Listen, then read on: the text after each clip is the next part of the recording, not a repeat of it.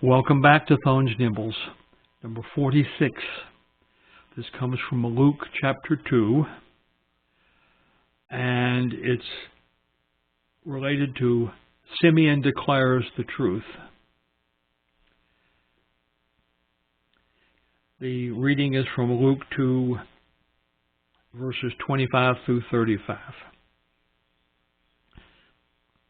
And behold, there was a man in Jerusalem whose name was Simeon. And this man was just and devout, waiting for the consolation of Israel. And the Holy Spirit was upon him. And it had been revealed to him by the Holy Spirit that he would not see death before he had seen the Lord's Christ. So he came by the Spirit into the temple, and when the parents brought in the child Jesus to do for him according to the custom of the law, he took him in his arms and blessed God and said, Lord, now you are letting your servant depart in peace, according to your word. For my eyes have seen your salvation, which you have prepared before the face of all peoples, a light to bring revelation to the Gentiles, and the glory of your people Israel. And Joseph and his mother marveled at those things which were spoken of him. Then Simeon blessed them, and said to Mary his mother, Behold, this child is destined for the fall and rising of many in Israel, and for a sign which will also be spoken against. Yes, a sword will pierce through your own soul also, that the thoughts of many hearts may be revealed.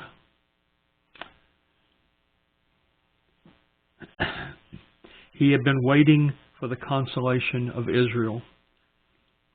That is a term which would be well understood at the time.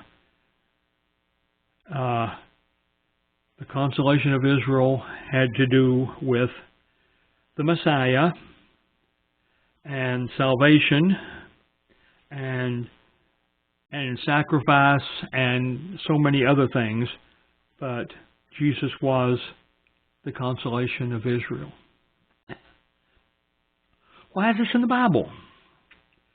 To highlight the fulfillment of prophecy, to witness the plan of God's salvation, and to prophesy of the coming troubles before all this was to come to pass.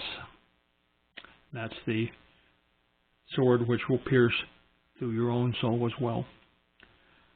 Who is this written to? Well, to Mary and Joseph, and then to all believers. Without understanding this,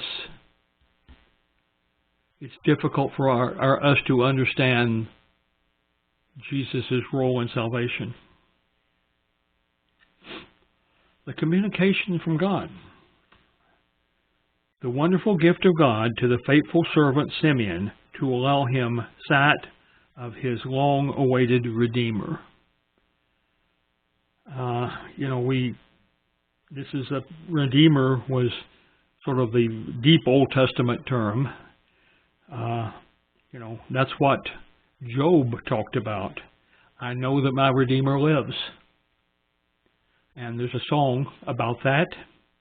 And there's lots of things about all of this, but the fact is that this is an important concept in Judaism. Application to my life. As we wait for the rapture, just as Simeon waited for the first advent of Christ, I pledge to be faithful and ready for God movements in my life.